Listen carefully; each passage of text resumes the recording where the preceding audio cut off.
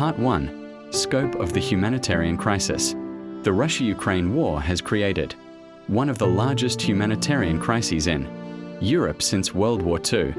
Millions of civilians have been forced to leave their homes, seeking safety in neighboring countries. Cities across Ukraine face repeated bombardments, disrupting daily life and basic services.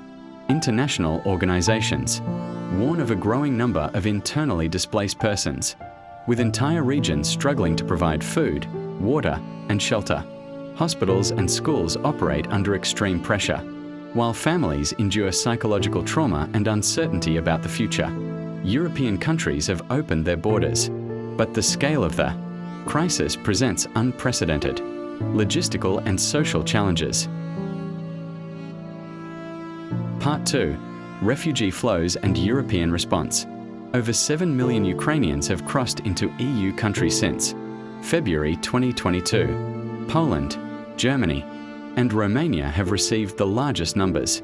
The influx of refugees has required rapid mobilization of temporary housing, medical care, education, and social services.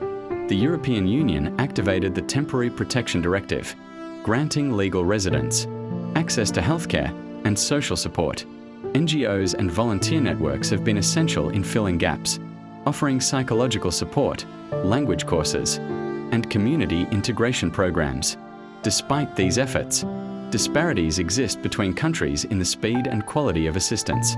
Long-term planning is required to ensure the well-being and integration of refugees.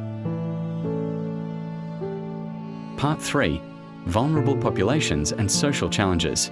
Children, the elderly, and persons with disabilities are disproportionately affected. School closures and displacement disrupt education, while healthcare access remains inconsistent. Reports indicate rising levels of stress, anxiety, and post-traumatic disorders among displaced populations. Social tensions have emerged in host communities due to competition for housing, jobs, and public resources. Yet, many European towns have welcomed refugees with solidarity initiatives, volunteer programs, and cultural exchange projects. Addressing these challenges requires coordinated efforts between governments, international organizations, and local communities to protect vulnerable populations and maintain social cohesion. The long-term impact of the refugee crisis is multifaceted. European economies may benefit from an expanded workforce, but social integration remains complex. Policymakers must balance humanitarian responsibility with economic and social stability. Investments in housing, healthcare, and education are critical for sustainable integration.